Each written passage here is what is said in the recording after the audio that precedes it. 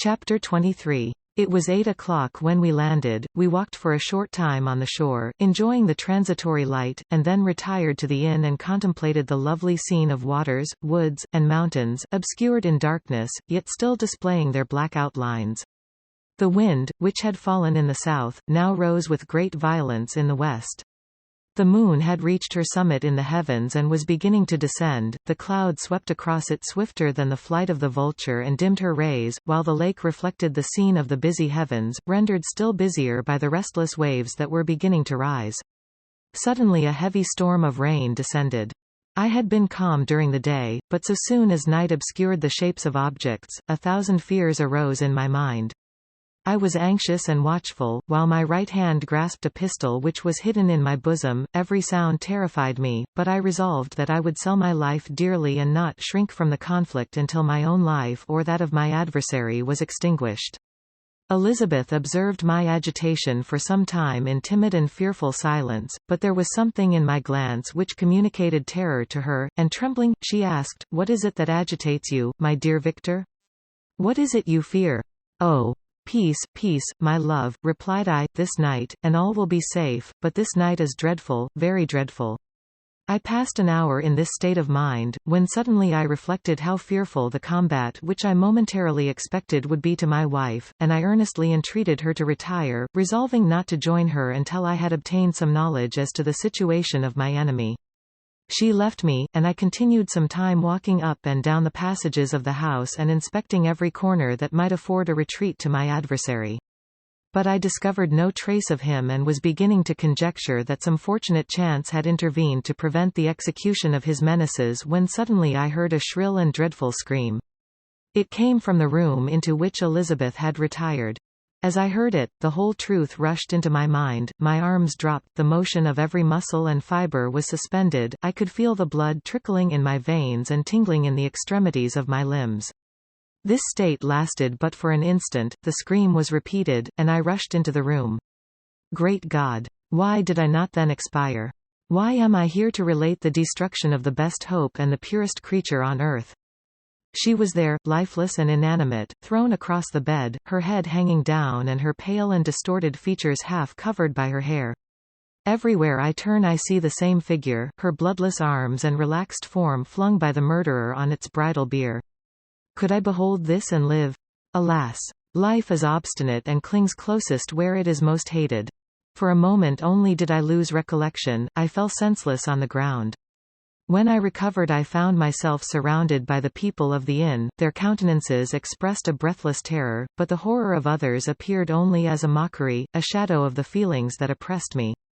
I escaped from them to the room where lay the body of Elizabeth, my love, my wife, so lately living, so dear, so worthy. She had been moved from the posture in which I had first beheld her, and now, as she lay, her head upon her arm and a handkerchief thrown across her face and neck, I might have supposed her asleep.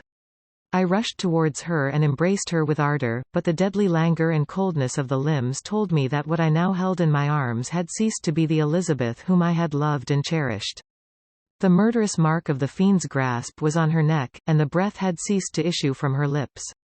While I still hung over her in the agony of despair, I happened to look up.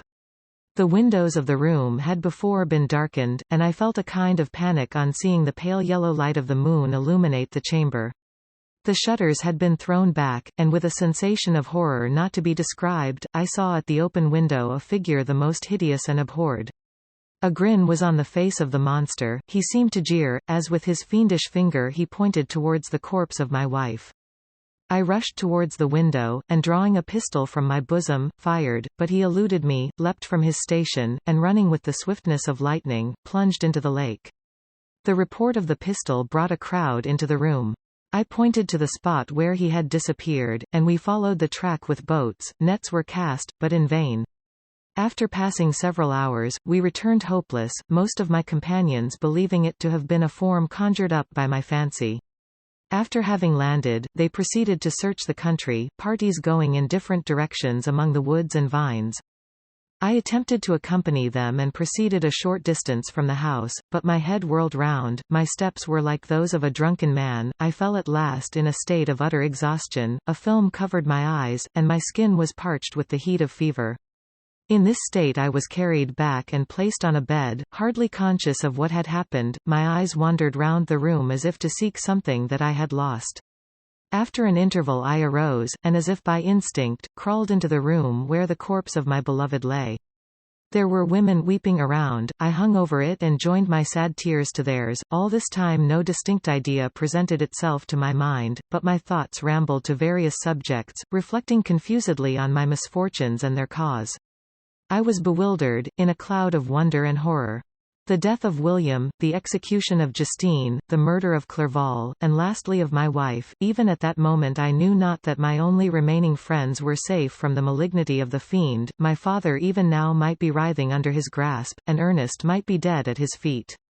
This idea made me shudder and recalled me to action.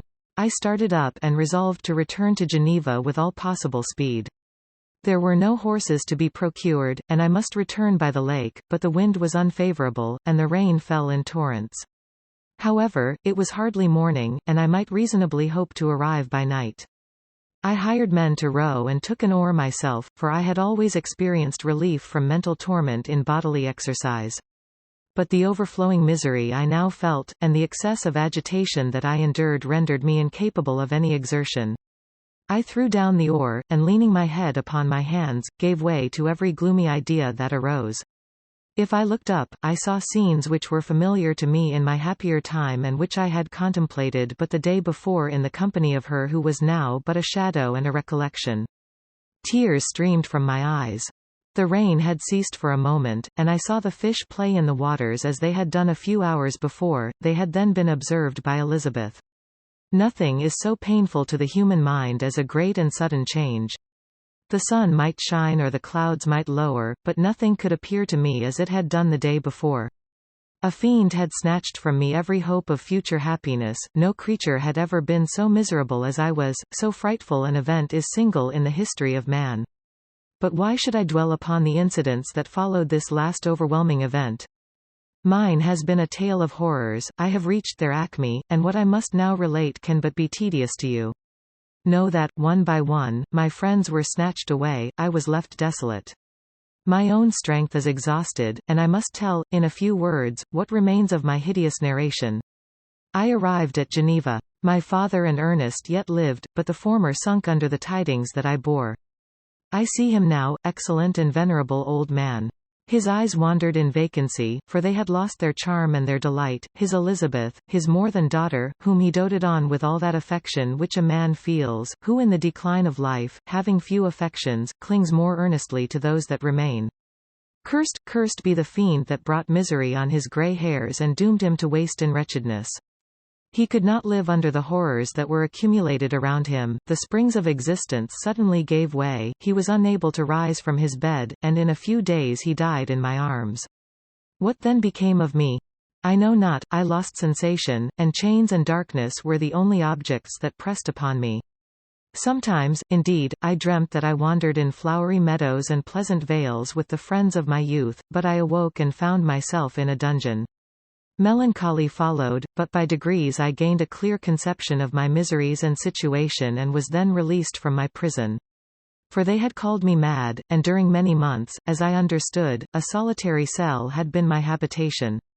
Liberty, however, had been a useless gift to me, had I not, as I awakened to reason, at the same time awakened to revenge.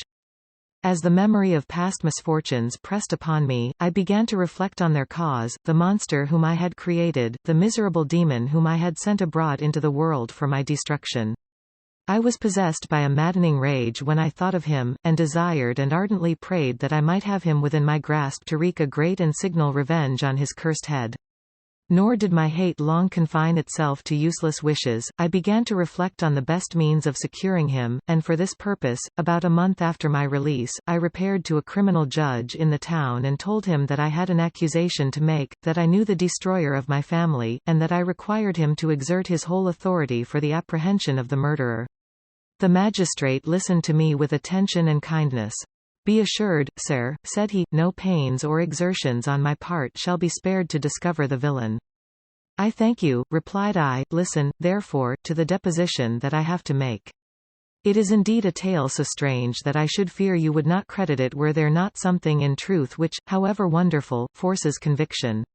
The story is too connected to be mistaken for a dream, and I have no motive for falsehood. My manner as I thus addressed him was impressive but calm. I had formed in my own heart a resolution to pursue my destroyer to death, and this purpose quieted my agony and for an interval reconciled me to life. I now related my history briefly but with firmness and precision, marking the dates with accuracy and never deviating into invective or exclamation. The magistrate appeared at first perfectly incredulous, but as I continued he became more attentive and interested. I saw him sometimes shudder with horror, at others a lively surprise, unmingled with disbelief, was painted on his countenance. When I had concluded my narration I said, "This is the being whom I accuse and for whose seizure and punishment I call upon you to exert your whole power. It is your duty as a magistrate, and I believe and hope that your feelings as a man will not revolt from the execution of those functions on this occasion." This address caused a considerable change in the physiognomy of my own auditor. He had heard my story with that half kind of belief that is given to a tale of spirits and supernatural events, but when he was called upon to act officially in consequence, the whole tide of his incredulity returned. He, however, answered mildly, "I would willingly afford you every aid in your pursuit, but the creature of whom you speak appears to have powers which would put all my exertions to defiance.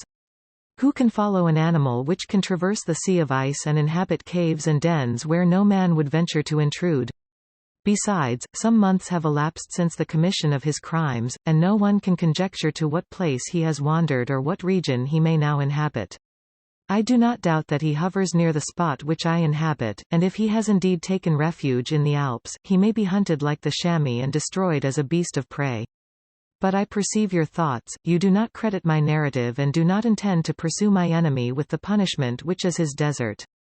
As I spoke, rage sparkled in my eyes. The magistrate was intimidated. "You are mistaken," said he. "I will exert myself, and if it is in my power to seize the monster, be assured that he shall suffer punishment proportionate to his crimes. But I fear, from what you have yourself described to be his properties, that this will prove impracticable, and thus, while every proper measure is pursued, you should make up your mind to disappointment. That cannot be, but all that I can say will be of little avail. My revenge is of no moment to you, yet, while I allow it to be a vice, I confess that it is the devouring and only passion of my soul. My rage is unspeakable when I reflect that the murderer, whom I have turned loose upon society, still exists. You refuse my just demand. I have but one resource, and I devote myself, either in my life or death, to his destruction." I trembled with excess of agitation as I said this. There was a frenzy in my manner, and something, I doubt not, of that haughty fierceness which the martyrs of old are said to have possessed. But to a Genevan magistrate, whose mind was occupied by far other ideas than those of devotion and heroism, this elevation of mind had much the appearance of madness. He endeavored to soothe me as a nurse does a child and reverted to my tale as the effects of delirium. "Man," I cried, "how ignorant art thou in thy pride of wisdom! Cease, you know not what it is you say." I broke from the house angry and disturbed and retired to meditate on some other mode of action.